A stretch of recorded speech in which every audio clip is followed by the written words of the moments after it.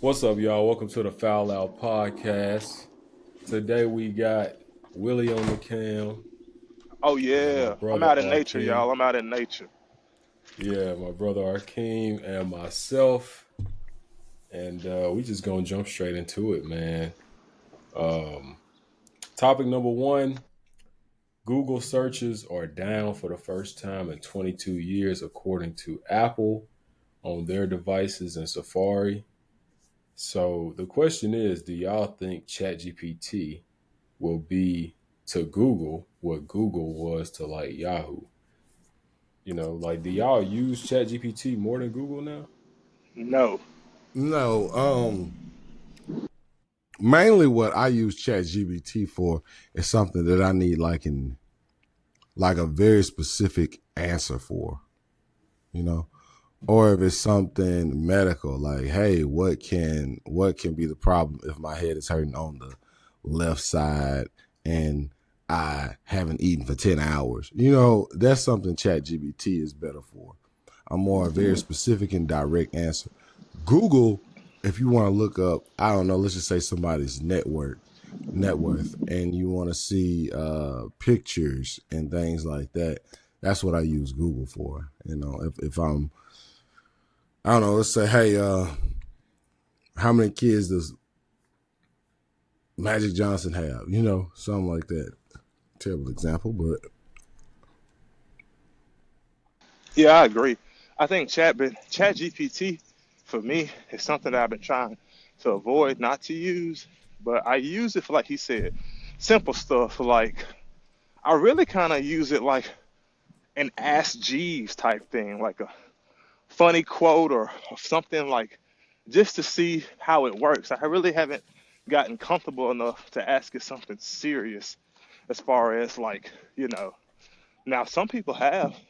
I know some people who use it for work that I disagree with, but I have used it for creative stuff to kind of get a blueprint on something.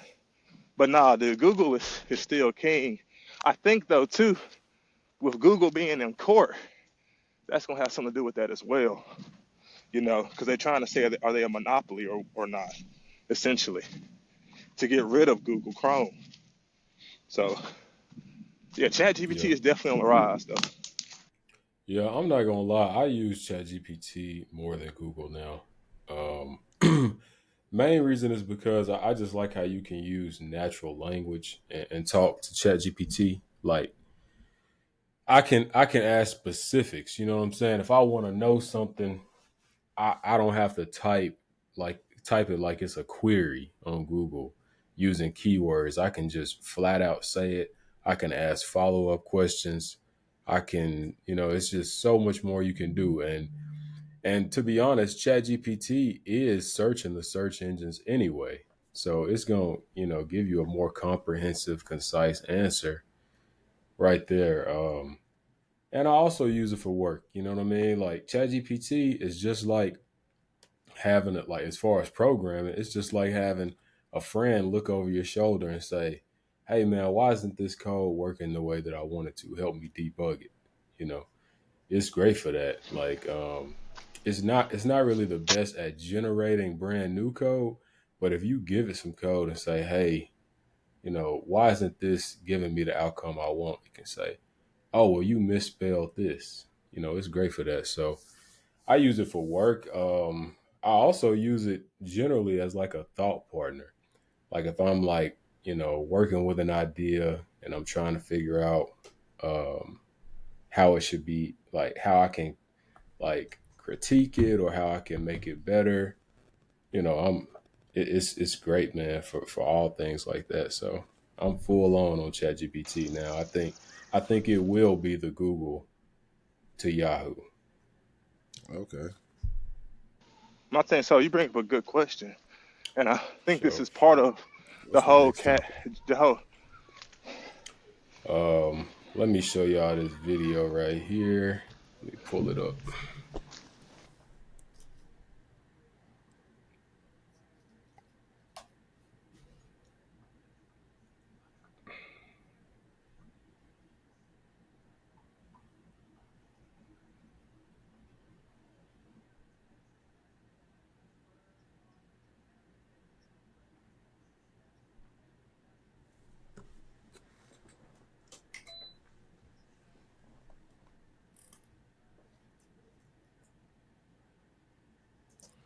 Well, while we getting that done, let me give you guys a brief intermission.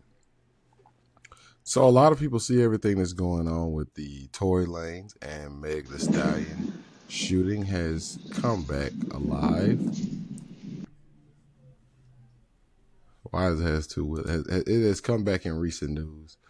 A lot of people are getting it mixed up that it's the bodyguard who's coming back and saying he overheard Kelsey say that she shot Megan, when actually it was her, I guess not her Uber driver, but her car service driver. So her driver that was moving her, I guess, from her hotel back to court in LA during the trial, that guy went to a non-profit organization and told them, I heard Kelsey say she shot Megan. Right. And those people that you saw speaking at a press conference, none of them are elected officials. Those are all owners of non-profit organizations. So y'all keep that in mind. You know, a lot of people really look at a vision they see a picture instead of context. And you can take an advantage of that in many ways in this life. Shaq, glad to see you join us. What's up, peoples? What's up? Yeah, man. What y'all talking about?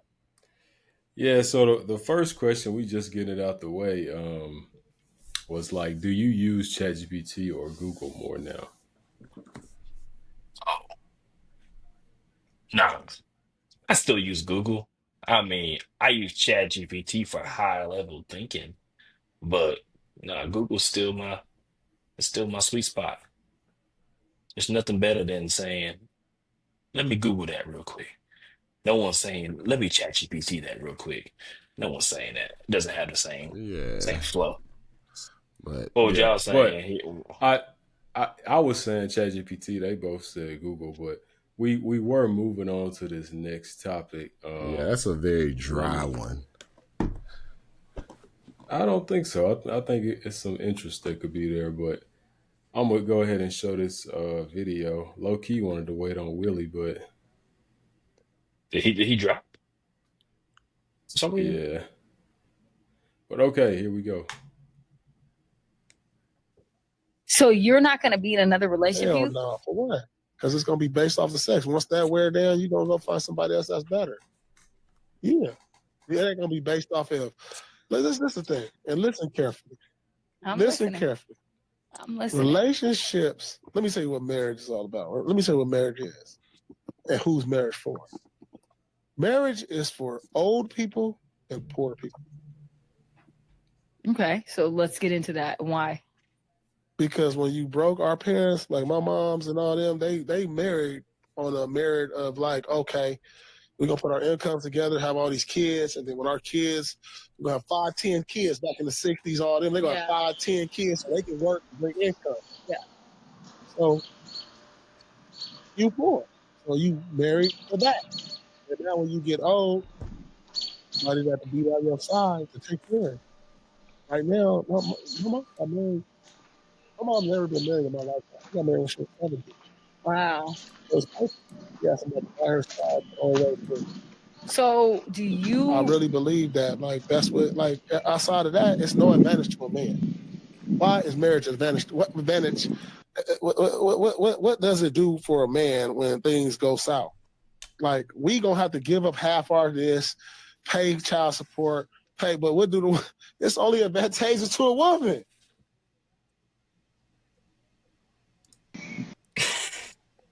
Okay.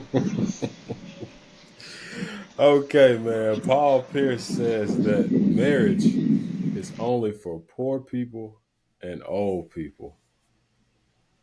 I mean, he got some fair points in there. What y'all think? Well, first of all, I'll go first, Willie.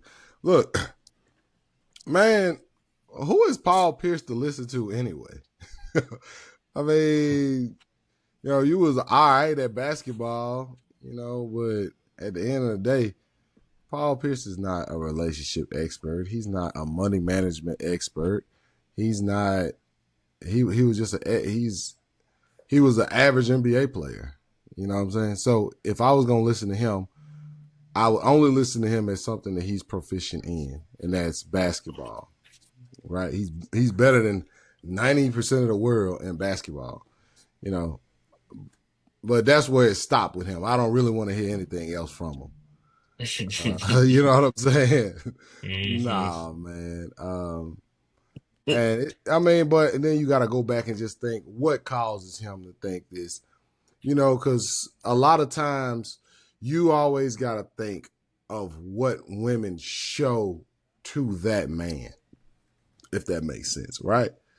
You ever see a girl and be like, man, a woman would never do nothing like that to me. It's because you get different versions of women, right?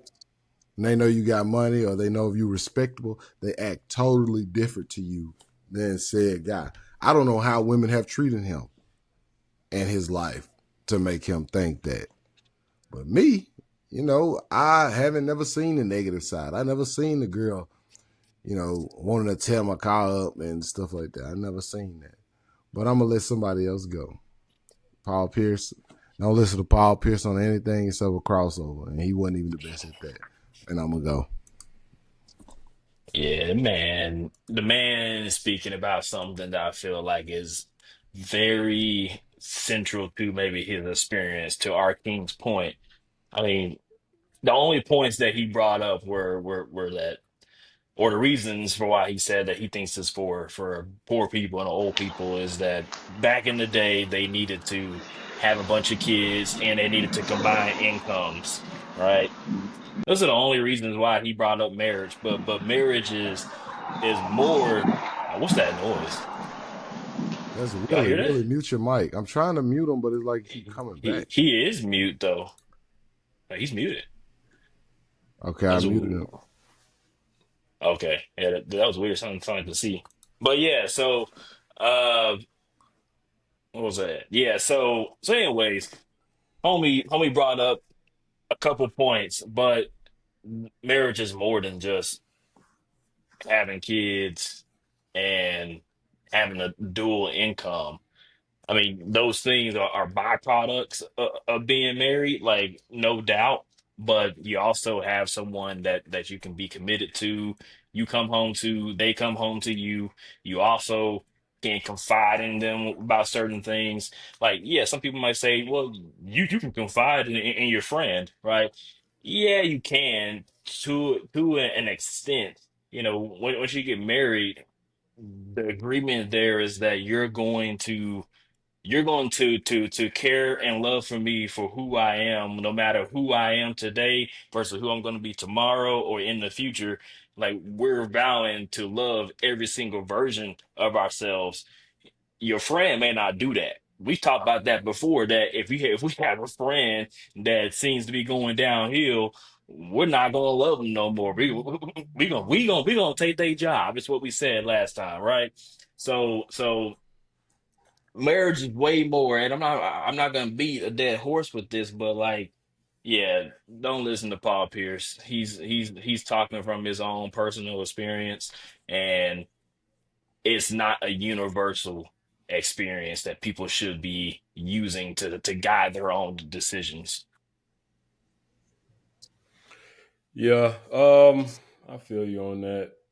I think it really just comes down to like what do people put value in? You know, if somebody doesn't value having like another person that's just like ride or die for them, no matter what, then they won't see the beauty in that or the value in it. If all you view is if all you really care about is like money or um I don't know, money and just being taken care of when you get old and stuff like that, then he's right in a sense. Like, And he said um, at the beginning, based off sex. But go ahead. yeah. I didn't put that part in there, but yeah, he was saying, making it seem like that's all a relationship is. Like at the end of the day, and I was just like, I don't know, man. It sound like he had some bad bad experiences, and that's just shaped the way that he look at things. Yeah. Yeah. Yeah, because he was married for 13 years and got divorced in 2023, and they have kids and everything. So it's like he experienced marriage, but like what kind of marriage did he experience is kind of important to kind of to look at. But yeah, I hear you, Anthony, about like, it depends on what you put value in.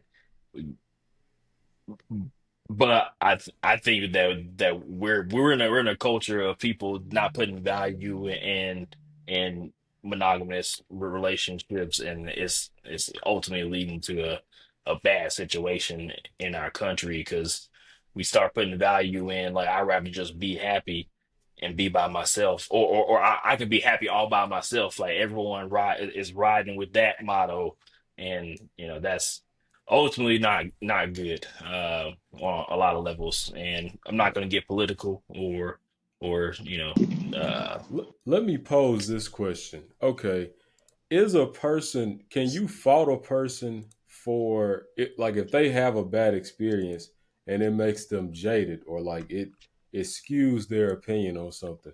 Can you really fault a person for having, bad feelings about that thing? Because he's a wealthy guy, and in that court system, like that was something he mentioned, getting half your stuff taken. In that court system, he got ran through it. And child sure. support and assets and everything. So it's like, can you really blame him for having those feelings? And but you also can't take his opinion, in full scope, right? Yeah, no, you can't blame him for feeling the way that he feels, but the responsible thing for him to do is to make sure that he points out the fact that like, hey, this is my experience. And I don't know if he said that at some point during the interview. Maybe he did, but like, but you can't go out here making universal statements about something that is so specific to your situation, right? Like you need to speak from the perspective of like, yeah, my experience, it was not great. I don't want to do it again. I went through X, Y, Z, and I don't want to go through that. That's not necessarily saying that you're gonna go through it, but for me, I don't want to go through it. Yeah. Now, go ahead, Arkin. Oh, nothing. Go ahead. I was just agreeing with what you were saying. Yeah, so I think that yeah, he's spewing some universal statements, man, or he's spewing some like wide range uh emotional things that like, and I'll say this too. We forget whenever we go through things that we don't experience life in a vacuum, right? So, and what I mean by that is that everything that you are experiencing, everything that you're going through is a result of some previous cause and effect, right? And so I would say for someone with the response that he has, he just that is an effect of a trauma that he went through, right? So he had a traumatic experience with the end of his marriage. It seemed that's probably what his old saying, the end of his marriage, or maybe the whole thing was a trauma for him, or traumatic event for him. But you need to work through that, sir, because we need to understand. And now I'm getting into a mental health space. But like whenever we out here, we all have our own feelings. We say things about how we feel about things, and then we start applying how we feel to the universe and how this is how everything is. This is how it works for everybody. Instead of looking inside and being like, huh, why did I feel this way? Why did my marriage go the way that it went? You know, do that work. All right. Don't just come out here saying marriage is terrible. No one should do marriage unless you're old or you're poor. That Like, that do the take a work. that takes a special person to be able to do that on their own without somebody else pointing it out to them. But yeah, Willie, I don't know if you Yeah. you on, but Can you yeah, hear so me? basically, yeah, we discussing that Paul Pierce basically said marriage is for poor people Yeah. and old people. What you I think saw that about that? video. Um, I piggyback off what Shaq and Arkeem said. I think it's person to person, right? It's the same argument you can make that somebody says college is pointless because they never finish. They say it's a scam, and then somebody else will say, "Well, college made me who I am today." I think it's Hmm. that same type of trauma response, like you were saying about how it works. Because in his view, what does the man have to gain? In my personal life, my mother and my father, what would my mother have to gain? Right? She's the breadwinner in our family, so it very much is situational and personal. But I'll tell you what. Two things. I like movies. A great movie on this is called Why Did I Get Married? It's got Chris Rock in it and Kerry Washington. It's an oldie. It's a goldie. He kind of asked the same thing in that. It's great. Another one is Tuesdays with Maury. And in Tuesdays with Maury Schwartz is talking to Mitch Albom. And Mitch is about our age, unmarried sports writer. And he said, dude, look, Mitch, like, I don't know you that well, but I know you enough. You need to go find you a person and marry them because it's a really beautiful thing, right? It's a really beautiful experience. And it's a test, though. It's not something easy. It's a test, and it's a work on commitment. And as the book goes, Maury passes away, but Mitch does get married, and he's still married to this day, and whatever. But it's again, I think it's where you find value at, and where you find value in things. And so, like you said, not Chris, Paul Pierce obviously found value at some point because he got on a knee, right? He got married, and then it ended. Hmm. And I think he's reacting on the way it ended. But I'd be hard pressed if you asked him, why did you even get on that knee? If you knew all of this beforehand, why did you even get on a knee and do what you did? I think he had a different mindset, and I think his experience shaped his answer. And it's not a universal answer; it's a Paul Pierce answer. So I agree with you guys. All right, so Yeah. who's gonna tell Paul Pierce what we're thinking? Who gonna tell him? Well, one thing I wanted to point out is I low key think this is like a symptom of too many people having access to a microphone now. And I Hmm. say that, of course, as we on a microphone. but but man, But we but special. but yeah, bro. Like in 1985, the only people that really got on mics was like business people, news anchors, Oprah. People that was like vetted. I'm not finna put my heart on my sleeve and go out here and do my job. I'm gonna keep it professional. But Yeah. see, now with drink champs, you get a couple shots in a person, you have a damaged person, and you just put a mic in front of them and say, "Hey, what you think about the world, man? The world, you know." It's like Yeah, so that's what happened a lot, man, in this day and age. bro. I saw a post to your point. It was a meme, and they said, um, tariff, tariff straight men with microphones, because of all the podcasts and stuff that Hey, people will be dropping. yeah, but we have a very different podcast. Look, this is a book from Abraham Lincoln in the Golden Book. It says, "Better to remain silent and be thought of as a fool than to speak out and remove all doubt." Facts. There you go, right there. That's what's going on out here. And Paul Pierce, Uh-huh. I never heard anybody say Paul Pierce was their favorite player. So, have y'all ever seen a Paul Pierce jersey? Maybe because we in Texas. Oh. Yeah, I haven't seen Paul Pierce since. I ain't gonna lie, Yeah, but it's been a yeah. uh, yeah, it's been a minute since he's been in it. So, Yeah, I don't but know. It's his just yeah, like if nickname. you a sports player and you just wasn't that good, it's just kind of like everything you say or do is just kind of like, yeah, you know what I'm saying? I'm gonna be honest. We can't say he wasn't good though, right? He was when. I mean, if you make it to the NBA, you got to Okay, be but we really good. judge you on an NBA standard. You remember how Draymond did him? Draymond said he thought you was Bro, Kobe. he You thought we dude, love he you like did that. he did everything. Like he made it to the NBA. That's really hard. He stayed in the NBA. That's even harder. And he was like a starter 90% of his career. He got a championship, leading He scorer on was his a team. Like, bro, role he player. he no man, he was a team leader. He's in an echelon that like most What is one? players. Who got the MVP when they won that championship? Good question. Let me see.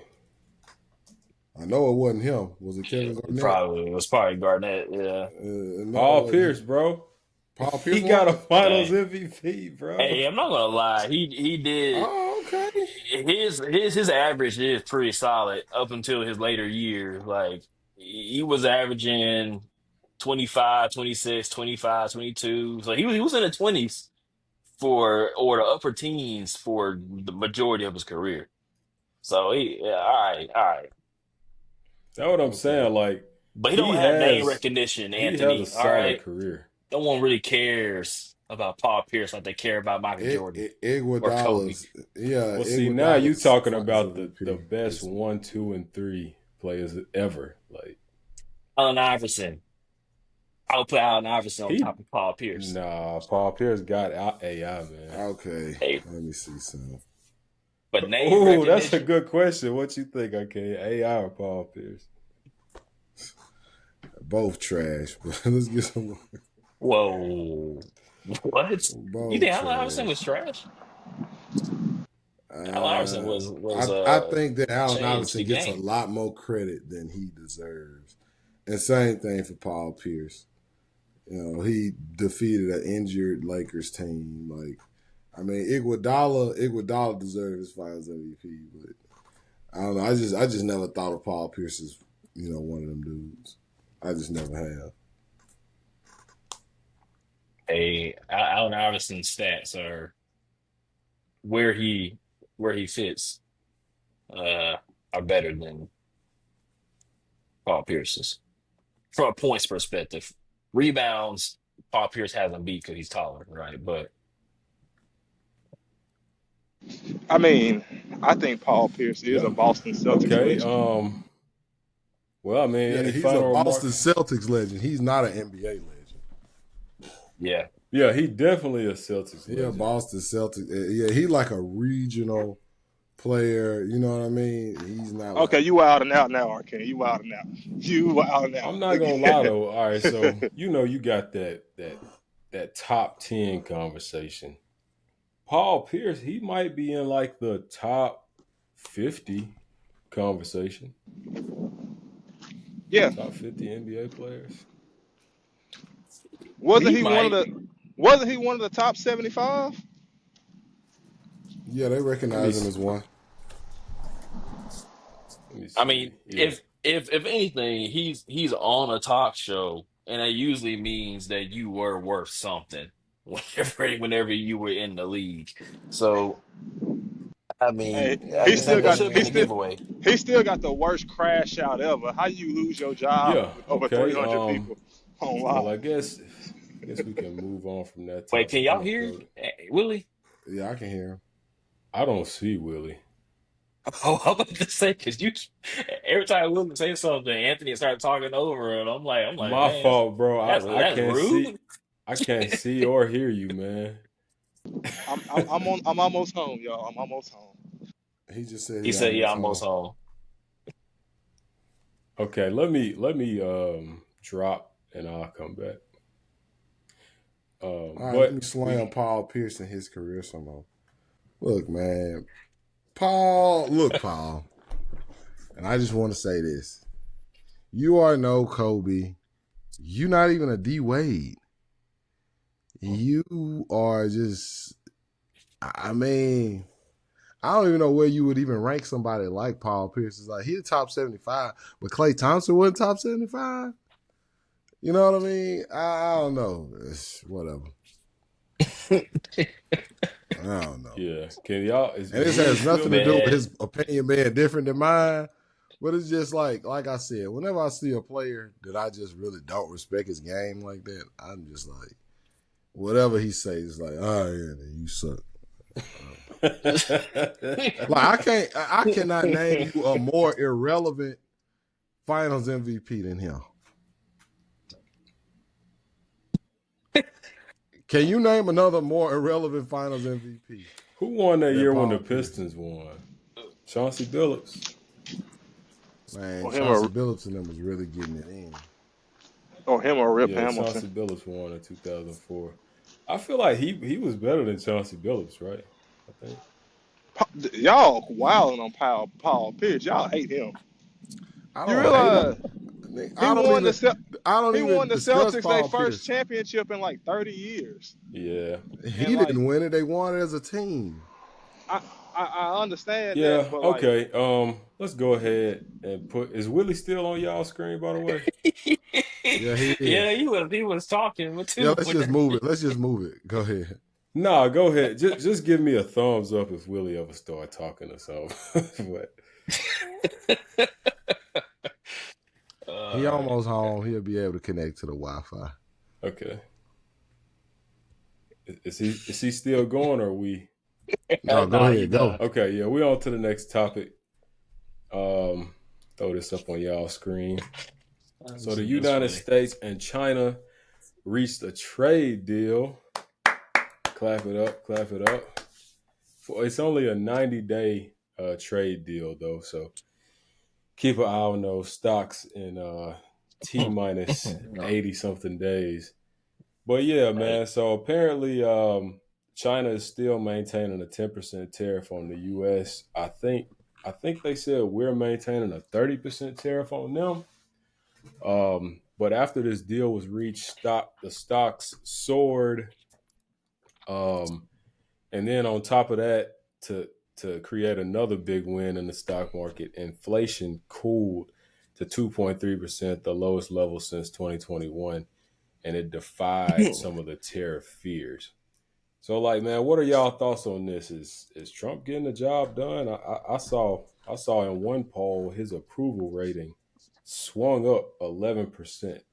It was a conservative poll though, but his approval rating they say went Oh, up well, there you go, 11%. right there. Who's voting on these polls? Yeah, it was. Because is it Billy Ray from Mississippi who don't know what's going on? He just know he like Trump.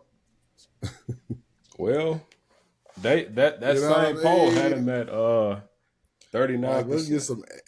Yeah, let's just get some educated people in here who actually got money in the stock market. Let's get some educated people because that's what it is. Like the marquee or the flagship Trump supporter is like a toothless hillbilly with overalls on, just yelling Trump. He don't even know what the three branches of government are.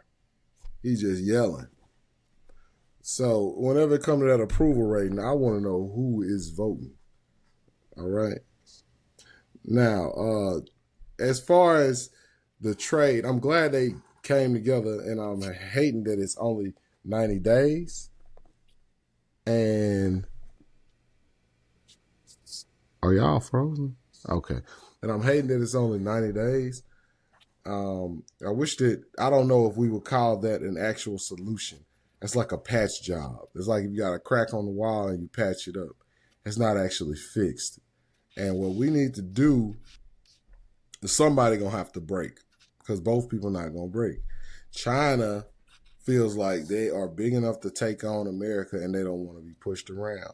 But we ain't came to no real solution. We just got a patch job because we both know that this will damage both of us. But I'm just waiting for the 90 days to be up and see what conclusion they come to. You said it's 10% and 30%. We got a 10 and 30. Yeah, but I might need to fact check that. It might be 10 and 10. Yeah, can y'all it's 10. Go ahead. oh y'all can hear me? Hey, Willie talking. Go ahead, Willie. Okay, I agree because as Arcane was saying, it's the market itself is still so volatile. Because what happens in 80 days when he's like, you know what, we're gonna quadruple the tariffs on them, or what happens? Like we still don't even have a continuing resolution for our government to run past October, right? And so it's just so many what ifs that's going on right now. That's the thing. There's no consistency. It's good. It's like a yay, then it's like a boo, yay, boo. It's no okay. We just gonna stay here and be here for a minute. So like Arcane was saying, it's good news for now, but in 80 days, what's gonna happen? Hmm. Okay. Okay. Yeah. I agree. It definitely is a concern, but I feel like the people So two things, right? So you talked about you asked about the stock market, Anthony, how we feel about the or at least I believe you did, how we feel about the stocks. Um and then you also asked, what was the other question you were asking about? Approval ratings, like what? How do you think Trump is doing now? Like, because he low key is on a win streak over the past like 2 weeks. You know. Yeah, yeah. So, okay, yeah. So I think a couple things. Oh no, you said inflation. You brought up inflation cooling and what that means, and it defies what everyone was worried about for the tariffs. So, all right, there's a lot of points here. All right, but we're gonna start with one. Um, yes, if this goes the way that Trump's administration is planning, it is a W. It is 100% a W. Now, tariffs. Let's talk about that. Or at first, let's say stock market. Stock market rallying, cool. That's what's up. I think the people that are in the stock market that know what they're doing, which by the way, I did get back into the stock market because I was like, when we were all sitting there at the table talking, and I was like, I can't be a hypocrite. I need to get back in. And so I Yeah. got the green light from the wifey. So I'm back in now. All right, I'm back in there thing. Shout out to Griffin Lauren. was Shout not a out to good. Lauren. Yeah, yeah, shout out. But Griffin, though, whoever sent that, I don't know who sent that. I bought, and it was not a good deal. But it's all right. We're gonna ride it out and see what happens. But so now going to the tariffs and inflation correlation, somebody needs to tell these headlines or these news lines to stop posting stuff that they don't know exactly what they're talking about. Those two things can't correlate yet. The tariffs, what happened with the tariffs hasn't fully impacted us. If there was any reduction in inflation, it's because people were consciously not buying things, right? So there was no reason or no reason to raise prices on things because people weren't buying things anyways. We never saw the shelves empty, like we never got to that point, right? Because everything didn't take place until a certain point. And by the time it got to that point, China and the US made a deal, right? So like everything that we all were buying was stuff that was already here or already on the way to the US, right? So that's the reason why we're not seeing any issues, right? That's the reason, and that's why inflation didn't skyrocket, right? Because they didn't need to do that yet. But let this go a month without them having a trade deal. Then yeah, next month inflation report was going to be out the roof because we all were going to have to pay for stuff. Whether it was we may have been buying less stuff, but it was going to have to be more expensive. So naturally, it was going to there was going to be an increase in inflation, right? So my whole point being there is that like we need to. I get the need to educate people, but like, good God, man, the clickbait stuff, like purposefully misleading the population. Yeah, that man, that's gotta stop. And we need financial education in school too. And that's a whole nother topic that we ain't gonna talk about right now. But I'm gonna say good this. gosh. Trump, so what I'm starting to notice about him is he's a very simple guy, you know. Um, like on Friday, now you could take this as a good or a bad thing. I'm about to start using it to my advantage personally. But on Friday, Trump got on a press conference and he said, buy stocks. If I were you guys, I would buy stocks. Because he knew that they was gonna be meeting this weekend and that the stocks was gonna be going crazy on Monday. So if you just would have listened to him, you see what would have happened. And do you remember the first pause that happened with every country except China? He sent out a tweet and said it would be a really good time to buy stocks right now. Because he knew he was about to announce that the trade war was virtually over with every country except China. So when you couple that simplicity with the fact that okay, in 90 days the tariff's gonna go back up, what does that tell you? That tells you how to make your next stock play. At the 80-day mark, pull all your Hmm. stocks because it's going back down. And Yep. then whenever a new deal is going, arrive, he's gonna tell you it would be a really good time to buy stocks right now.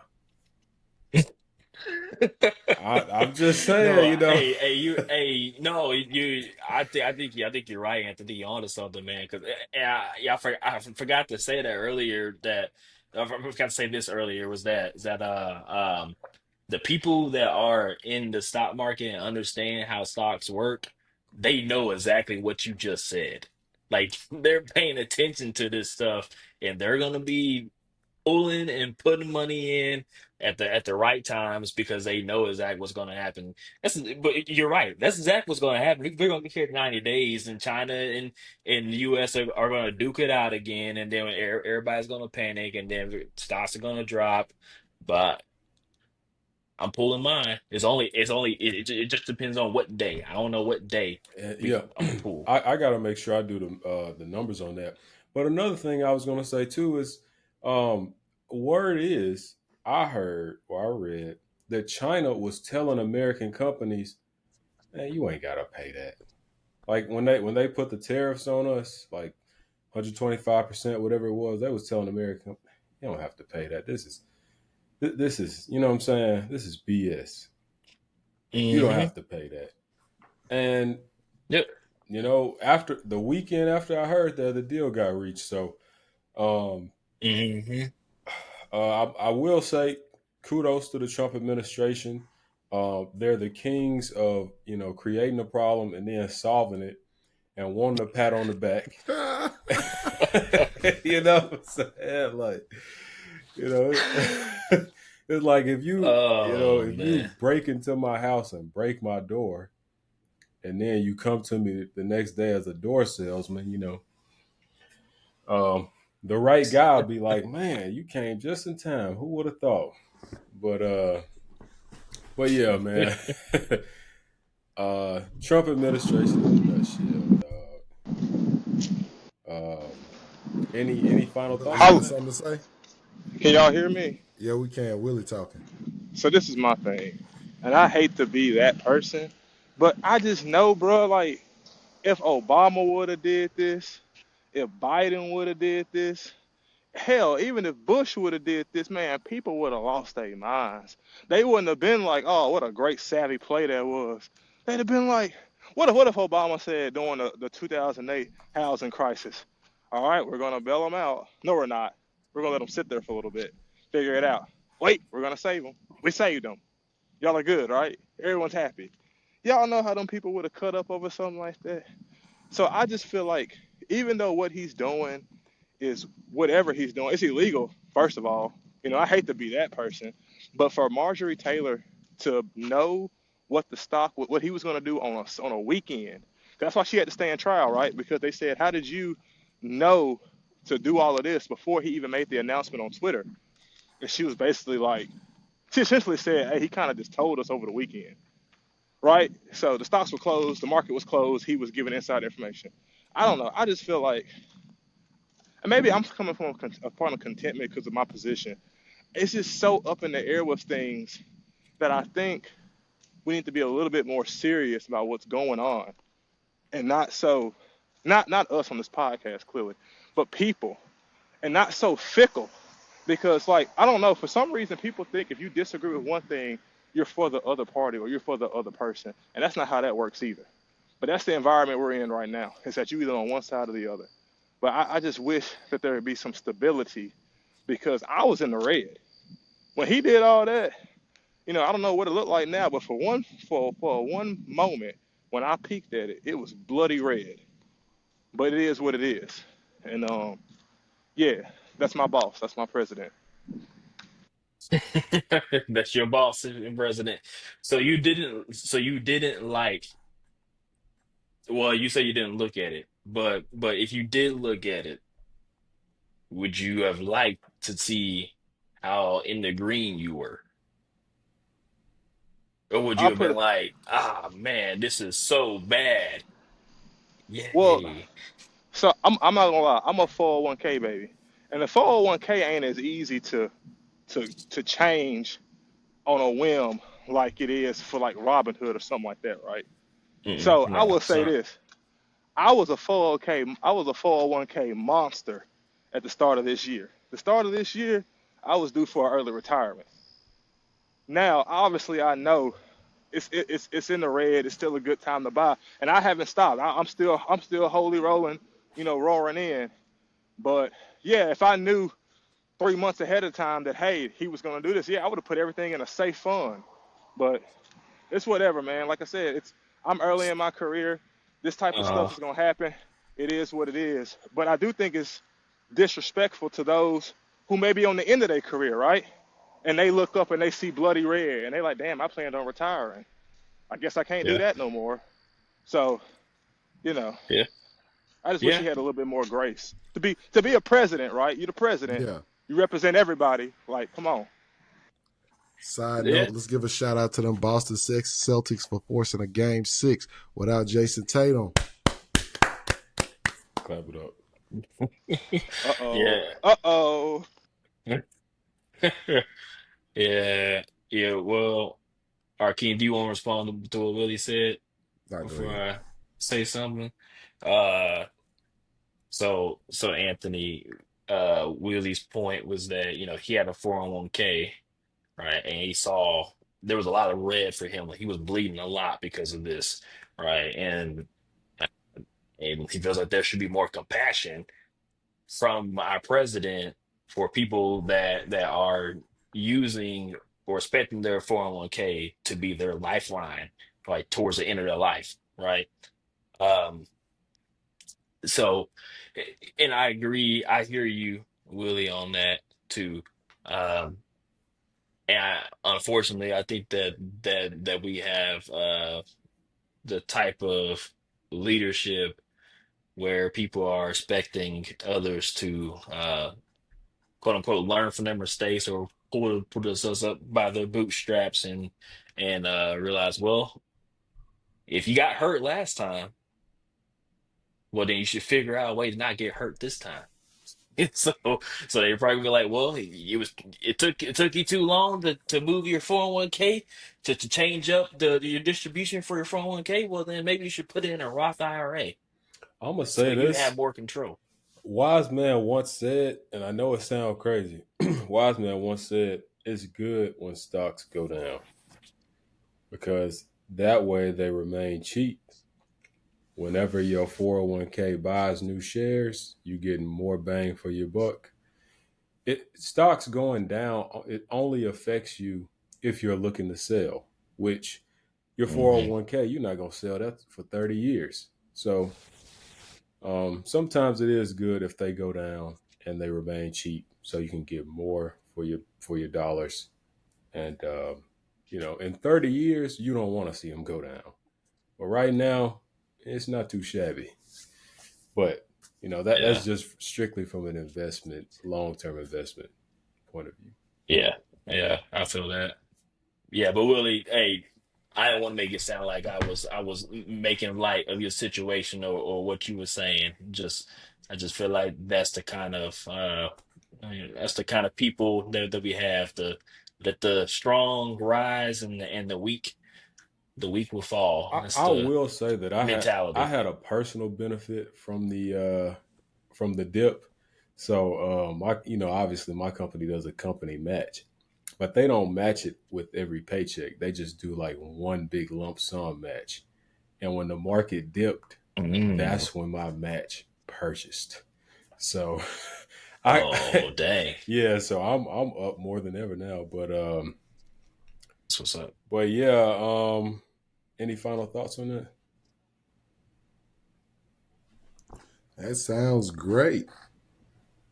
Um, what I do is, since I'm self-employed, I gotta kind of bounce around. And Fidelity does have a program where you can have like a self-employed um, self-employed 401k, and they'll match it when you retire as well. Um, yeah, but it's only when you retire, not now. You know what I mean? So uh, as far as that, the stocks, yes. So a lot of people do view stocks going down as like a terrible thing, but that's just the same thing as if, I don't know, Gucci has a sale. The shirt was Hmm. $500. You can buy it for 250, but the only difference is from that is it's gonna be worth $500 again. You know, so you got to just have that investor mindset. Whenever it's a big drop, find a stock that you know is going to go up. Like Microsoft, you know Microsoft is not going to stay down that 30%. You go buy as much of that Microsoft as you possibly can, because that 30% is going to rise past that 30% and up and up and up and up. And this is speaking of long-term investments. A lot of people will have a gambling mindset with stocks and not like a long-term mindset with it. So that's what I'm Hmm. speaking from. I always remember that whenever you are picking anything for your portfolio. Make sure that you're getting at least 10% per year. And that's a good stock. That's a good way to just a benchmark on how to gauge if you're investing in a quality company or not. Can we provide an example for the group, Arkeem? I think I have a Yes. perfect case study, and Uh, maybe you can speak to it too. Tesla. Tesla. Yeah, that's a good stock to invest in. But perception does affect stocks, either positive or negative. And people like to, I guess, affiliate Tesla with Elon Musk, right? And Hmm. so it's a little bit volatile, but I do think it still is a good company. The cars are on the road. Hmm. And you could definitely make some money in holding there. He's the richest man in the world. If he keeps getting richer, you invest in Tesla, you will too. Simple Hmm. theory. So for people out here that are trying to figure out how do I know which company I should trust, well, we none of us really know, but we know the track record. We know what people have coming up, right? So I just want to add to what you just said, Arkeem, because I think it is a really good case study. If people listen to the pod that are want to get involved in stocks and already understand the volatility and what Anthony was saying, that it's good when it goes down. Tesla was $479 a share on December 17th, 2024. So what's that, less than 6 months ago? Mm. Yeah. Last or in March, because of the perception where our king was saying, because of Elon Musk and all his, his diddy daddling in the government, their stock dropped down to $222 a share. So what's that? That's like two hundred and It's almost half. seventy dollars less a share. Dramatic drop. I don't know the percent, but it's a huge percent drop. Almost Now, if 50, you right? were back then, Almost uh, 50%. Somewhere. Somewhere. something you're probably Yeah. right, Anthony. But for people that were investors, right?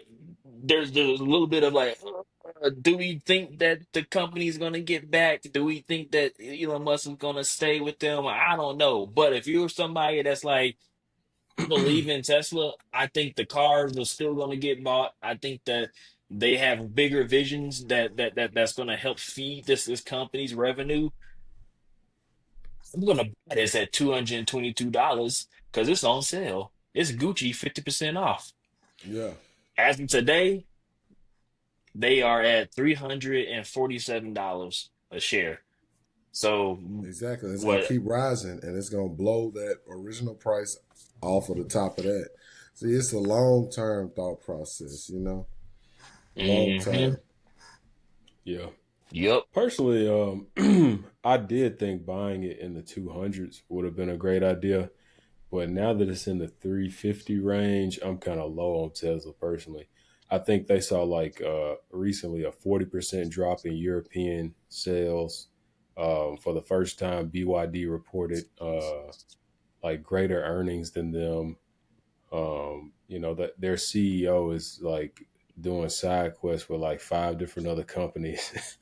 You know, it's a few things about Tesla that I think they don't have as strong a moat as they used to. Whereas like something like Apple, Nvidia, Microsoft, they don't have any um, competition for like years. You know, and if a company started making chips right now, it would take them like 5 to 10 years to even begin to try to threaten Nvidia, and then that don't even count market share.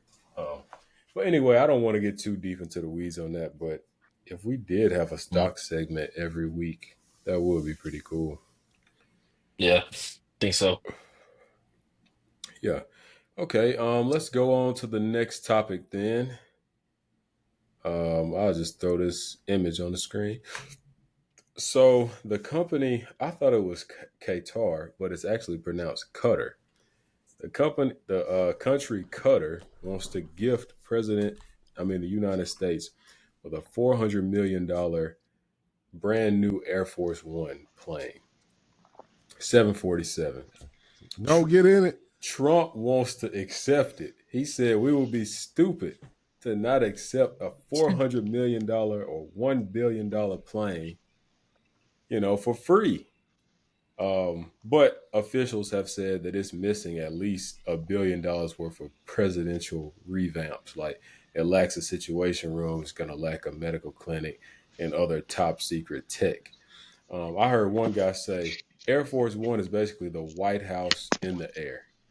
So, what do y'all think? Do y'all think? I mean, it would save tax dollars if we just accepted this $400 million plane and then just made additions onto it versus building a brand new Air Force One from the jump. Man, so look at here, bro. And I hate to be this guy again, but see, this just shows you how much the public, if they agree with this, how much the public doesn't know about how we do things in the government. First of all, in the government, we big on buy America, which is buy from Americans. That's like our main thing. We really don't even buy stuff from other countries because we try to support, the American economy. Second of all, in the government, you can't receive a gift of over $20. We didn't have to do. We had a. We. I don't want to speak.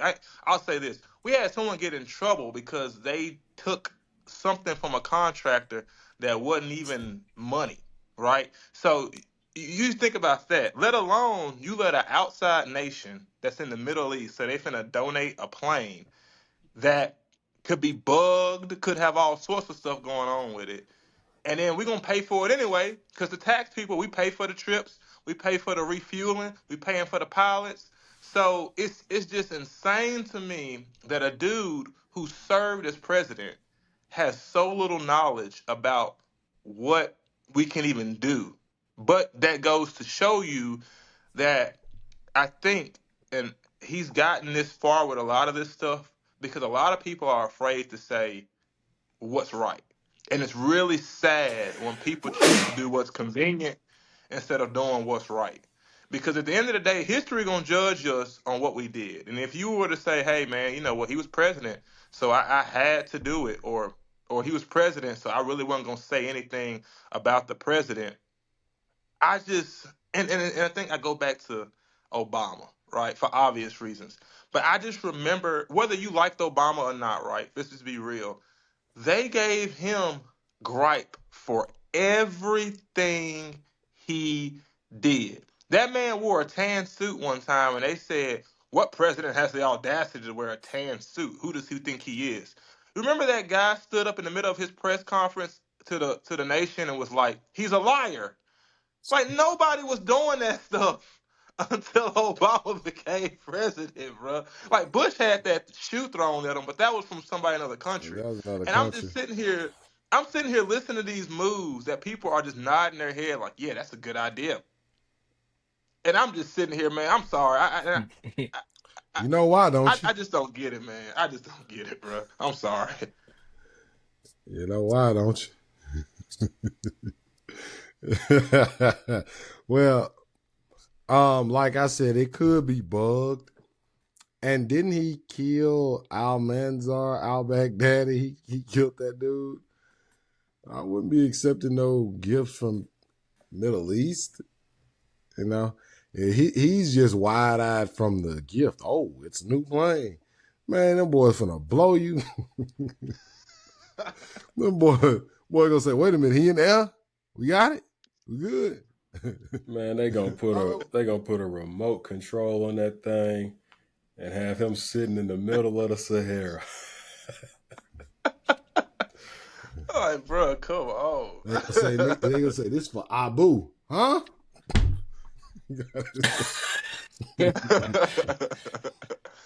Who? like, Oh like, man. man. I just, you try not to like, bro. Do y'all remember? I'm not even trying to rip, but just some of the thought process. Y'all remember during COVID when that man said he said two things that was just Oh first thing he man. said was if y'all want COVID numbers Drink to go bleach. down, y'all need to stop testing for COVID and the numbers will go down. I was like, and then the second thing he said is, I think they got something where they can stick this disinfectant in your veins, and that'll Oh yeah, like that stop the Clorox. virus. Yes, I bruh. thought you were gonna say the bleach thing. Yeah. He was like Yes, drink bleach. bruh. About putting bleach in your and look, that lady tried the health lady tried to play it off like he was like making a joke. Man, Buddy was dead serious. He said, I think they got something where Was you can inject this disinfectants in your veins.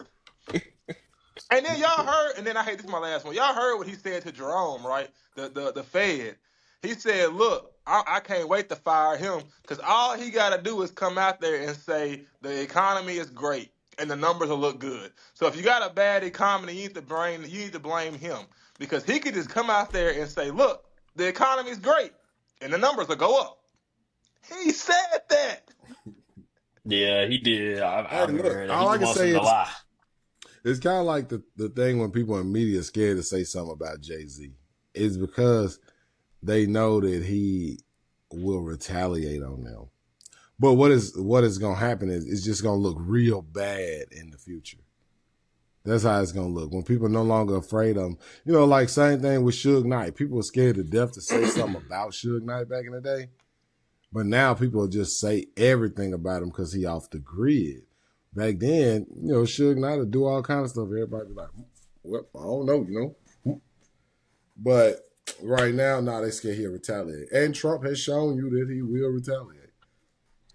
Yeah, I'm gonna But that's what say. they're afraid of. Okay, so I did some recent reading between different cultures of like Egypt and like ancient Greece, and I was trying to figure out why do we hold Greece in such high regard when pretty much everything that they achieved as far as writing, arithmetic, etc., they already achieved in ancient Egypt first. And anyway, one of the things about literature that I learned is in ancient Egypt, they were known to glorify the pharaoh. Or if, like, say, for instance, Egypt had a battle with somebody else, Egypt would exaggerate how large the victory was or how great the victory was. Or even if they lost, they wouldn't say that they lost. They would just basically be dishonest, right? And it wasn't until like ancient Greece where they decided that honesty and truth in writing is like that's real writing and that's real reporting on things, right? So of course they had stuff where they glorified victories and stuff like that, but they also had real accounts from people that weren't within the government. You know what I'm saying? So anyway, I say all Mm. that to say that stuff that Trump is talking about, just say that the economy is good and it's not.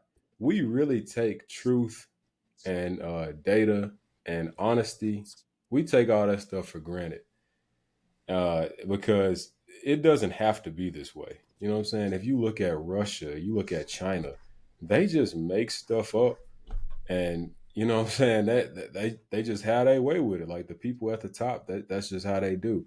But here in America, I will say it's a lot of bickering and biases in the media.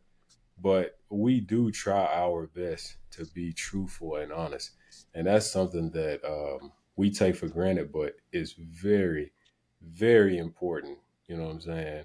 In a Hmm. country, in an economy, in the world. You know what I'm saying? So, Trump, he was set a real bad president, and I'm glad Jerome Powell is sticking up for. Hmm. I'm glad Jerome Powell is strong and saying, like what he said back to Trump was, he said, "I've never met with a president, and I don't intend to do it now." You know, Exactly. Exactly. And you know, you spoke something then, Anthony, Well, because it like was nice knowing him. Jerome Powell but is a see, that's registered that's the Republican. thing. He don't. Trump can't do nothing with him. But go ahead. I was saying to your point, about how people need to have a stand. Jerome Powell is a registered Republican. So if you were going to take the side of, oh, it's all Republicans or it's all against Democrats or Democrats against all Republicans, it's not the case, right? It's that integrity thing, like you were saying, to say, hey man, like I know what you're saying, but that's not right. Like that, like the Hmm. treasurer guy that stepped down when he was asked to like fire half the workforce and all that. He's like, dude, yeah, I might be a registered Republican, but I can't do that. Like, I got a job. I got to, it's more than just what I'm voting on. And I am glad you spoke there that there is, even if people want to dismiss it, and even if people want to say, well, they're just the woke whatever one side, there has to be an opposition. Because like you said, we get to the point where it's like Russia or China, where it's just and no I opposition at better smile all. and clap, or he gonna have me knocked. Exactly. You Uh-huh. know. Yeah, like y'all, yeah, you spoke then. Yeah, that was great. Yeah. Hmm. Yeah, I agree. What do you That mean was a he great can't point. do nothing to him? So the He president can't has fire him, no authority over the Federal Reserve. The Federal Reserve is his own entity. He can't but he fire can him. appoint a new person though. So whenever Jerome's time is up, the president can appoint Yeah, the next but he person, which is can't what he's make him hinted at. step down. He can't fire him. He can't do nothing to him. Oh, okay. That's what you think. Some boys gonna be knocking on Jerome door and say, maybe it's Nah, time for but you to but step I down. did actually hear that. When does Powell's term end? I think That it's in the media, right? He got The renewed for this year. it was ends I thought it on was May 2026. 15th, 2026. But I Yeah. did hear that the dude that Trump has lined up is like Jared Kushner's brother or something like that, and basically it's a family man, a company man, and man, I don't know, bro. They can get you gone now. Cause Jerome just live in Pennsylvania. Bro, if he was gonna get Jerome gone, he would have been got him gone. He All gonna serve. right. Jerome said from the jump, he said, "I'm gonna serve my full term," and I think he will. That sound good to them boys with them up in them sticks while you in traffic. You don't want, yeah, I don't want this job no more. I'm Well, just I playing. mean, Y'all go down like that. conspiracy theory says that the people behind Jerome got bigger guns than Trump. But we go let that be. It don't matter who got the biggest. It matter who get clapped first. Go. It I'm matter who just can get saying. their hands on who first. I'm just saying, man. It's a Federal Reserve in countries all across the world, and you know, hey, I ain't never seen a government entity where the dude in charge didn't have to answer to the president. So it's like, where did the boys If it come was from? any, if it was any, if it's anyone that didn't have to answer to the president, I'm glad it's the Federal Reserve. Because if you could only imagine if that man had his hand in the Federal Reserve, Oh. or if any president had their hand in the Federal Reserve, we. Hmm. See, look, bro, it's different kind of power. Y'all think it says that he ain't got an answer to him. But where Jerome live at? Pennsylvania. Mhm. Okay. All right. Okay, exactly. If he lived in Australia or something, he just flew and he did the what is it called? The Federal Reserve meeting? Or if he just did that announcement, from like a webcam or something, yeah, that'd be fine. But you say he live in Pennsylvania? Oh yeah. So what You you're ever heard of saying a is what you're you, saying, you ever Jerome is a heard of a G. no, I'm saying He you ain't ever heard of scared. a they say, hey, Jerome, you ever heard of a YN? No, what does that mean? Is that an expression? Yeah. Yeah. This is an expression. Yeah. You know. But anyway, what's the next? So you got that video like oh, okay. I think I'm gonna take Jerome in this one. That's Jerome and Trump. Yeah. Yeah, I'm gonna take Jerome in this one. Nah. He's 6 foot tall, 72 years old, a lot thinner than Trump. He might. Oh, you think Trump gonna fight him, huh? Oh, that's what you think. Oh, you think Trump gonna beat him? Oh, okay. I see. We thinking about this two totally different ways. For Do y'all sure. know what's funny though about this whole situation? What? Do y'all know who appointed Powell? Who? Trump.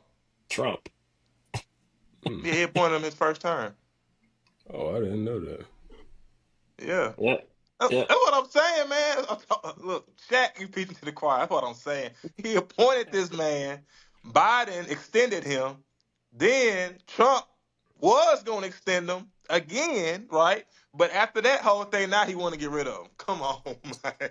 Because y'all Basically, remember what happened during the election period, right? Or it may have been after he actually won the election, and it was a lame duck period. But Trump was trying to strong arm him and say and tell him what to do, drop the rates.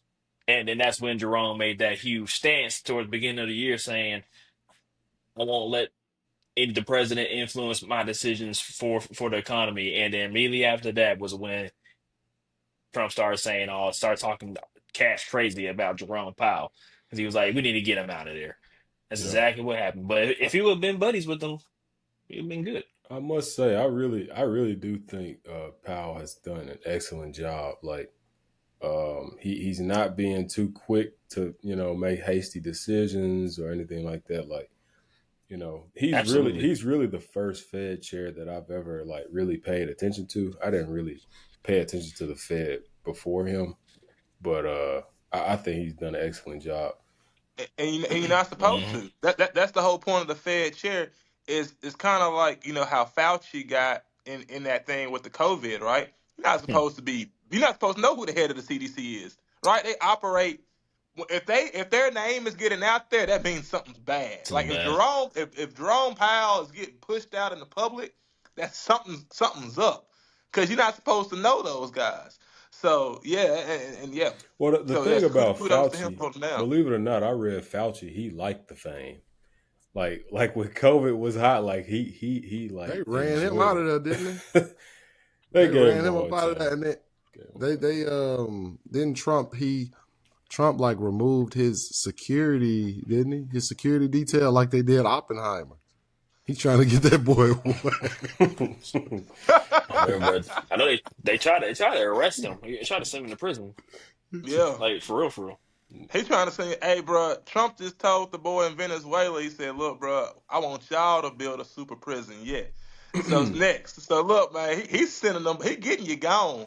Yeah. America, that passport don't mean nothing no more, boy. That's gonna get you sent for. But yeah, man, big shout out to Jerome Powell. He Man. he really showed me the way that the Fed is supposed to operate. You know what I'm saying, and all that good stuff. But man, check this video out right here. Uh,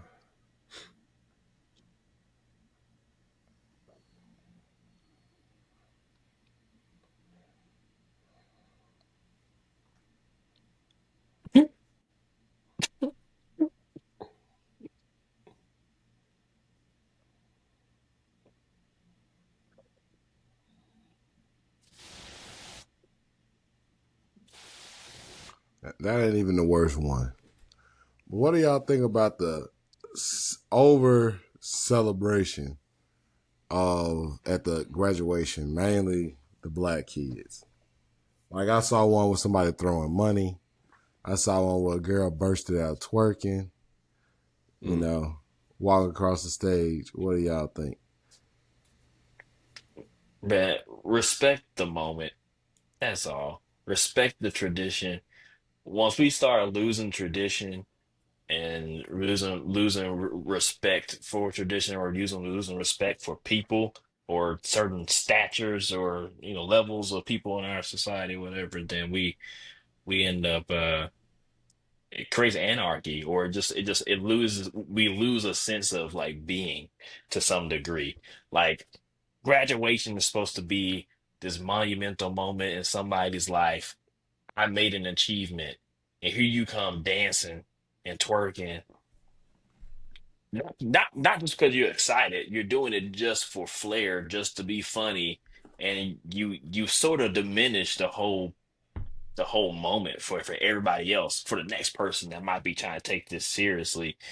And some people can be like, "Oh, it's a free country and you can do whatever you want to do." Yeah, that's true. You can do whatever you want to do. That's great, but do it on your own time. Right now, we have a way of doing this, and do it this way. It's a standardized way that respects everybody involved. So that's how I feel about it. I agree with them. Kudos to you, sir. Let's get these kids acting respectful. Yeah, because at the end of the day, man, we know already like the graduation, the ceremony is just what it is. It's a ceremony. You know already graduated for the most part, and really, when you do stuff like that, you just making a fool of your family. I hate to say it like that, but that's just simply what it is. Because they saying your name, your family name, while you doing that craziness, and you turning up and all that and twerking in front of me. That ain't got nothing to do with me. Because I'm gonna go shake Buddy hand like I did Keenum. I'm gonna go shake his hand. Get my degree diploma and walk on. Get that empty diploma because we didn't already graduated. But like Shaq said, it's such a graduation is such a powerful thing. And I'm gonna shout out my mama real quick because this weekend, well, tomorrow they can be headed to Atlanta. So my mother's a doctor. She was part of the charter class of Morehouse School of Medicine. And this is 50 years since they had their first ever medical school class. She was part of that class. So they're finna go and redo like basically renewing their vows. They're gonna walk across the stage again like they did 50 years ago, you know, as the first medical school class of Morehouse back when it was just a 2-year school, and she finished her last two at Howard. But like I want to see her twerk. If she go like I was about to mention, I want to see her hit a flip. Like, do you really think them they gonna get up there? Them folks in their 70s gonna get up there and cut up like that? I think they're gonna have the same respect and the same, just decency and like Shaq was saying, tradition that they had 70 years ago. I mean, 50 years ago. So I just think like it's or 30. I don't know how long it's been, but it's been like something like a long time. But like you said, Shaq, it's the respect, right? It's the respect of not just you, and that's the thing that we have as a culture. I'm gonna speak to our culture, is that we look at things in a lens of like, why me, or why do I feel I have to do this for grandma, and why can't I just do this for me? And I don't know where we got at that point, because there was a sense of pride in the black community about our forefathers, right?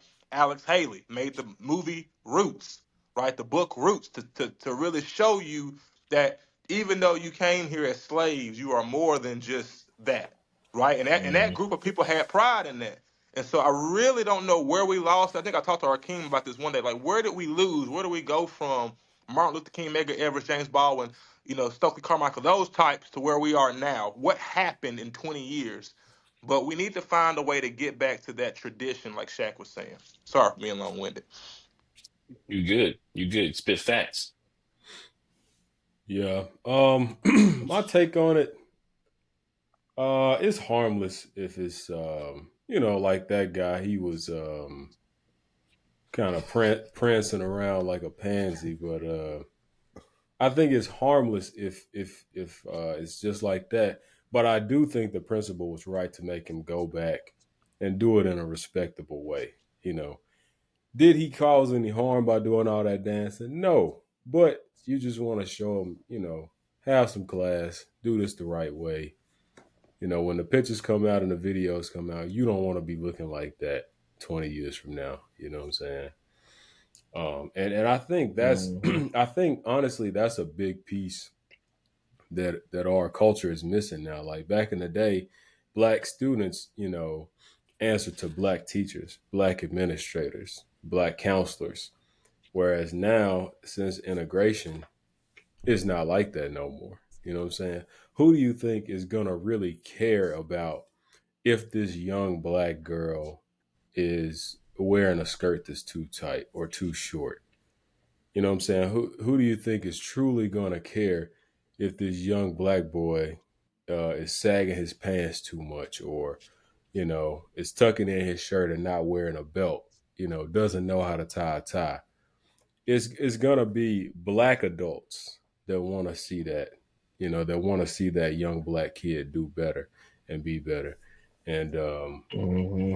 that's one of the things that we lost, because I think like 80% of teachers, primary school teachers, are white women now, something like that.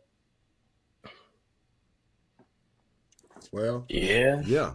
I think personally that it's the worst thing in the world. And guys like that, it shows that they are just looking for attention. Hey, look at me. I got everybody's attention. I'm going to show off my dance move like Uncle Ruckus. When they start getting nervous, one thing they going to start to do to distract you is sing, dance, or maybe even rap. Like, that's what I think of when I see. God.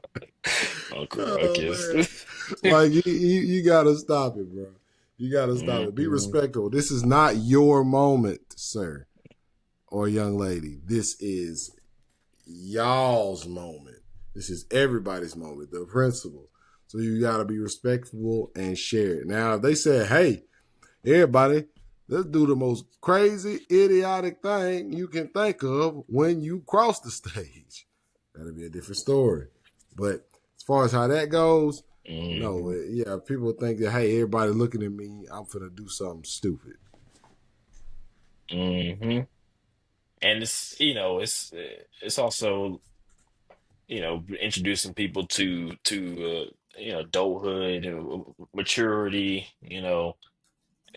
They may not have had to like operate that way before, but like now you do. As you're stepping into adulthood, there's a whether people like to believe it or not, there is a right and a wrong way to condone yourself. And so. Yeah, to your point, Anthony, there does need to be somebody there to like show people the right way.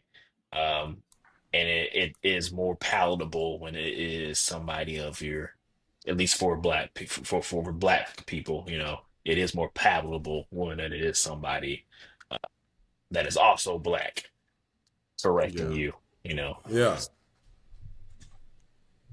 So yeah, so I guess we all on the same page about that one. That's a rare a rare group agreement. Feel like we never agree on it all together. How could we Am I not? wrong about that? How could we Huh? not agree on that one? I mean,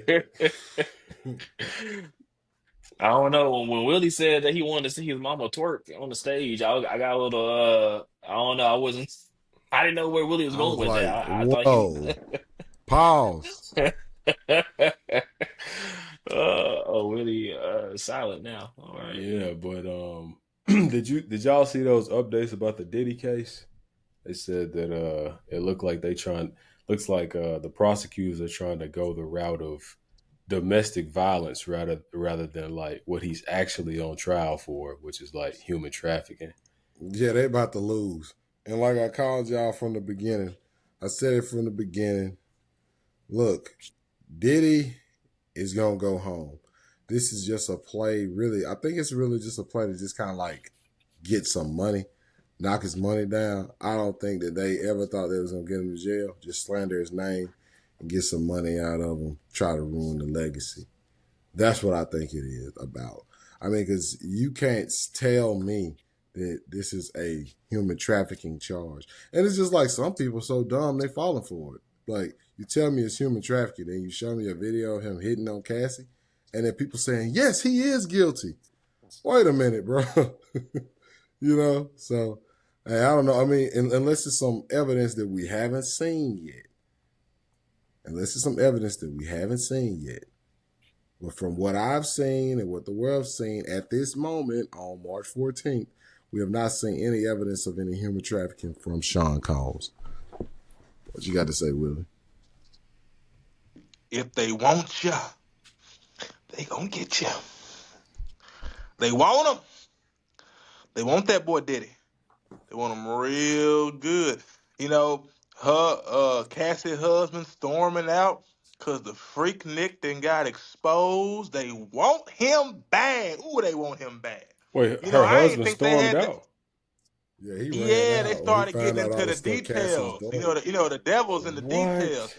They started talking about all that freak stuff she was doing, real freak stuff, real deal, like system, like dungeon type freaky stuff. You know what I'm saying? I'm trying not to cuss, cause shout out to the podcast. My mom was listening. She said, "I like everything y'all saying. I just wish you didn't cuss so much."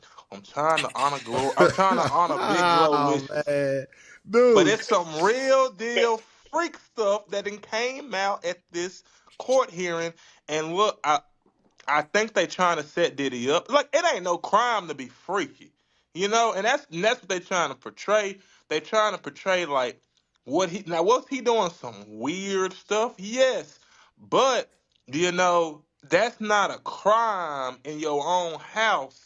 But see, it's all coming to the light now, and I really hope Diddy beat them charges more so for his sake to see, hey, bro, these people, they smile in your face, but they really want you. They want what you got. But nah, man, this is a crazy case.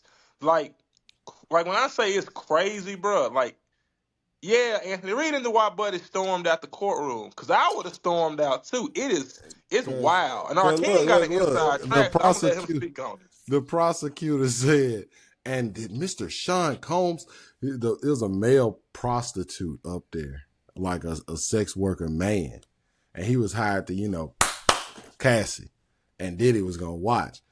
And then the prosecutor, they said, so did Sean tell you to urinate in the mouth? Tell him about the urinating in the mouth. Did Sean Combs ask you to do that? He said, no. Cassie told me to do that. Everybody was like, yo. He said, then she got mad because I did it wrong. I said, how you pee on somebody wrong? But I guess, and then that's when Alex Fine, her husband, said, hey, bro, I gotta get up out of here. She'll never let me pee on her. Hey, man. And it was, bro, and I hate to tell y'all, that wasn't even the worst thing Oh yeah, that that was ain't said. even the worst thing. But if Gloria is watching, we can't even say what the other stuff. But the worst thing was we gotta talk about that off the Richter if But you I bring mean, that up. look, well, none of that is sex trafficking. That's just, hey, bro, this dude used to do some crazy stuff. And then, dude, they came out and said, they asked him, who paid you the money? Did he pay you? He said, nah, Cassie paid me the money. He said, who contacted you? Cassie. He said that he thought that he was going to become stripping for a woman's birthday party. And when he got there, Cassie said, look, it's really just me and my boyfriend. And we really just are into some stuff. Me and you just going to stand here in front of each other. And whatever happened after that happened. And then that nigga, I mean, that man said, man, I thought that was the baddest I ever seen in my life. That's what he said, dude. He said, man, this was the baddest girl I ever seen in my life. He said he walked in there. Then he was sitting back with a bandana tied behind his head, sitting in a Oh man, he said he was like, bro, what? He said, this is the finest woman I had ever seen in my life. I said, I could see that, you know what I mean? Yeah, Cassie But is. yeah, instead of going all Interesting. the way deep into it, bro, it was all kind of stuff, bro. Okay, so But you think I he would have had getting to get up off? out of that too, huh? So you think he getting off? And with the evidence I've seen so far, unless they got something, because this trial supposed to last at least 4 weeks, 4 to 6 weeks.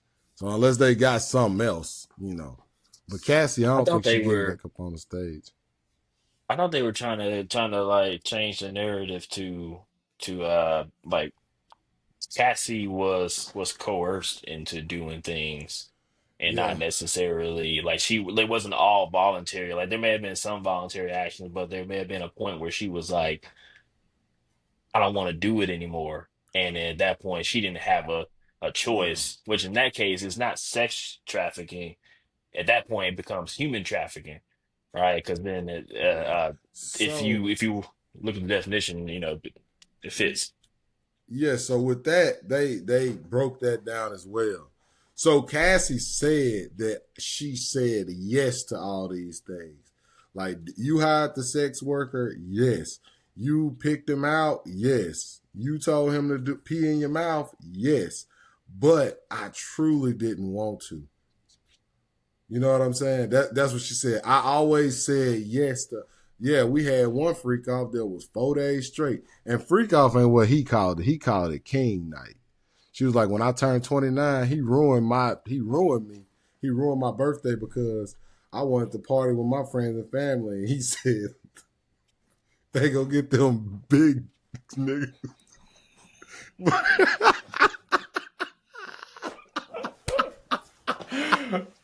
Hey yo, go get I them hadn't big heard. dick niggas.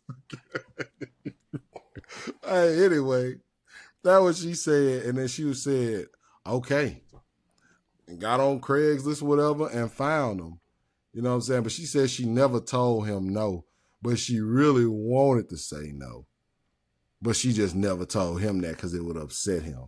So I'm like, where we go with that? Like legally, how do we go with that? If you always say yes, because he pulled out some text messages where she said they pulled out some text messages where they said Cassie was initiating the freak off. She texts him like, I want to have a king night or something like that. But then she said, I didn't really do that, but I didn't really want to, but I knew it would make him happy. Mm. So I don't know where Sound we like go with that. he talking that he might get hit on if they bring it up. He might get hit on entrapment because she had to Mm. make these things under duress, essentially. Like, But see, here's my thing though. In court, can you bring a new charge like as the trial progresses? Can you bring a new charge forth if you haven't already? No, I you don't can't do I that. don't know, but can't the judge sentence you regardless on whatever charge? Like, I don't I know. don't I think mean, you for Think can do so? movies, it'd that. be like, okay, I don't think you can say, dang, y'all, what we charging them on ain't gonna work. Let's hit them with some new stuff right here up in here. See, because court, what you gotta it's a do is mistrial. you have to let somebody know what they're being charged with and give him a chance to respond, give his defense team a chance to respond. That's why you can't come in with new evidence in court that you didn't show to a judge. You can't do all this stuff. So you gotta you have to let them know what they're being charged with and give them a chance to prepare a defense. You can't spring something new on them. So I would you say can't. no. Yeah. So you But might but be. but if when that trial ends though, another one can be brought up Yeah. on newfound charges. So Mm-hmm. you can get double whammy like that. Now, Yeah, is but there a then jury involved in their trial? Yeah. yeah, it Right, It's a it's a is. jury. jury, right? Yeah, it's a So, Yeah. criminal. so I saw this on a TV show. All right, it's a TV show, but it was very believable. It's a great show, actually. Unreasonable Doubt on comes on Hulu. Black lawyer, black family, great show. But something they did in the show did. I mean, I could see it working in in their favor, right? Because in order for them to be him be accused guilty, right? The jury has to say like we all agree unanimously that he's guilty, right? And they just have to have doubt in him being innocent. So even if they do bring up all of this stuff that does not necessarily technically have anything to do with the trial, it could instill doubt that he is innocent. Therefore, we're gonna say that he's guilty. Now again, this is coming from a TV show. They did it in a TV show, but I mean, it does kind of make sense for a real life scenario too. We just need them to think that he's guilty. Yeah, That's I mean all. that's all it is. It's all about Yeah. painting the narrative and making somebody look guilty. You know? And some, like I Hmm. said, you can make some people fall for that. You can tell some people, hey, look, he's on trial for murder. And then you show them a video of him slapping a little kid and they'll say guilty.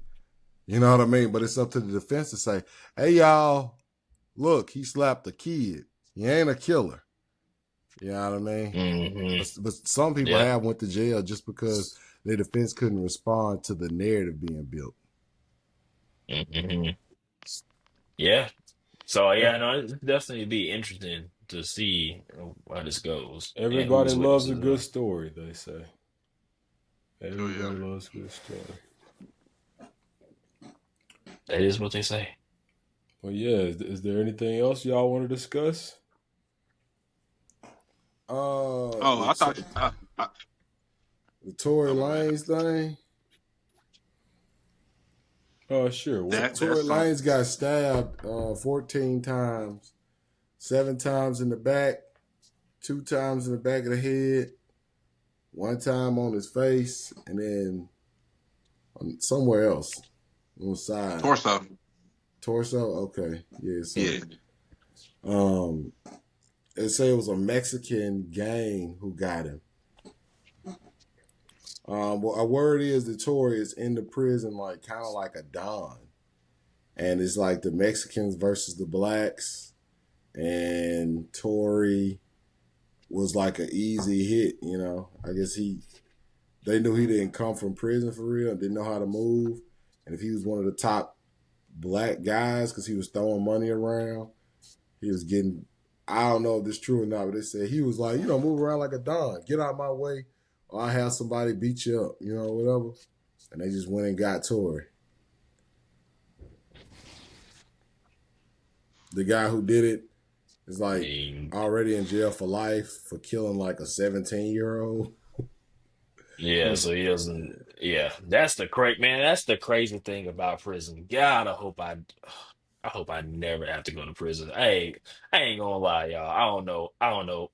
I don't know if I can make it in prison. I ain't even gonna lie, but yeah, because you got people in there, like you just said, they in there for life. They can't do nothing else. They can't do nothing worse. I mean, there's no worse situation for them. Like, besides, like, I'm gonna be here the rest of my entire life, so I can do whatever. And all they gonna do is just be like, you get another 50 years. We're like, well, I was already gonna be here for the rest of my life anyways. So that's crazy. I know that's besides the point, but uh yeah, anyways, man. It sucks that it happened. But it make the strategy makes sense. If you're looking at it from objective perspective, the strategy makes sense. It's the same thing that we do from a military perspective. We take out the top dog. We take them out. We cut them Nah, off at the head. I mean that's how it is. You remember everybody was jumping for congratulations when that Mexican guy stabbed up Eric Holder, the one who killed Nipsey Hussle. Mm, Now this guy stabs up Tory, and So if you was Tory and they gave you the option to say, "Hey, bro, you going back to jail," but you got two choices. You can go back to that same jail where that boy played tic tac toe with you, or we can send you to El Salvador. oh, yeah. send me back to the jail with a dude. But just put me in protective custody. Nah, we ain't doing all Nah. that. Cause y'all, I I don't know if wanna. y'all knew this, but me and our king spoke on it. That boy doing 10 with no parole. Mm. Yeah, he in a tough spot. No parole. And then like our king Solitary. said, he not even a citizen. So if something do go down, they just gonna deport him. And he a rapper in America. Like our king said, that's all his money. You know? Wait, Our king he in a tough spot. oh, Tory in a tough spot. Tory Lane's not a citizen? No, he's No, from dude. Canada. He's from Yeah, he Canada. from Toronto, just like Drake. Yeah, I man. did not. I didn't know that. I Drake don't said he know if used that to be makes me rapping in dumb, front but of I the didn't know that. mall. Oh yeah. Why? Why Hey, is that Anthony tried to funny, rep Anthony? on them, man. You're Anthony starting a tried good to rep career, on man. Tory. Nah, man, he made it, bro. I got songs I like by Tory. But yeah, man, This case is just so strange, man. You got people coming out the woodworks now saying that Kelsey shot Meg and all type of stuff. It's like, man, But why didn't y'all come out during the trial? okay, no. So this dude who just saying Kelsey shot Meg. Let me clear this up. This guy was basically Kelsey's Uber driver back and forth to the from her hotel to the courtroom when she had to be in court for the case. This guy was not there. This guy was not on the scene. This guy was her hired driver. And so he say he heard somebody say Kelsey shot Meg. He said he heard Kelsey say Kelsey, she shot Megan. That what he say he said. And he didn't go and tell the police. He went and told a non-profit organization called United, something People United or something. That's what he went and did. So once again, we back at square one. And people, I guess, when they see a press conference, they think it's somebody important. But nah, like this isn't going anywhere. This is just a play by this company and this nonprofit organization. And they got Tori's dad up there to speak. This wasn't anybody, public officials or anything. Gotcha. Hmm. Yeah. Unite the People. That's what it's called. Unite the People, a nonprofit organization in Long Beach. That's what it is. It's dedicated to assisting the lives of those trying to better themselves while serving their time. Yeah. Interesting. And my thing is, why didn't you come out during the trial, man? It's like, that's why I personally don't believe it. But Some real consequences if you come out in the trial. heck yeah, man. Well, Yeah. they're not gonna take you serious anyway. Like, why would they tell the limo driver that they shot? Or why would you say that in front of the limo driver, man? Come on. Or even more reason to say it in front of the limo driver. You probably just Just don't you care. are But either you way, they not gonna. invisible. You don't exist. Yeah, but like I said, I don't think that even if she did do it and then said it in front of him, and then he went and told them, it wouldn't make a hill of beans because they couldn't pull him in trial anyway. Like I said, you got to give you got to give the defense a chance to set up a defense for what you finna throw at him. He said, "Hey, we got this limo driver out here. Yeah, we got you now." Wait, hold on. So they can't pull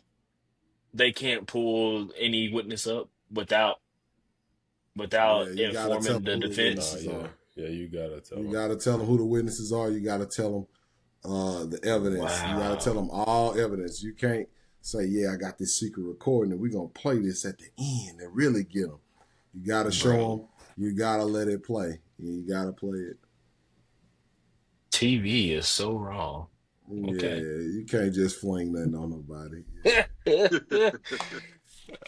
Man, I thought that was I've always thought that was real. You can pull a witness out of woodwork. You found homie Okay, now from look, back in the you day. can say we found this guy, but you got to get it approved by the judge. The judge is probably gonna interview him and talk to him, and say, make sure that he's just not some crackhead off the street.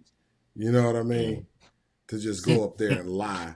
But you can Yeah. do that. But most likely, you know. Okay. Makes sense. All right. Learn something about the judicial system. Unless your job on the line, then they ain't got to tell you nothing.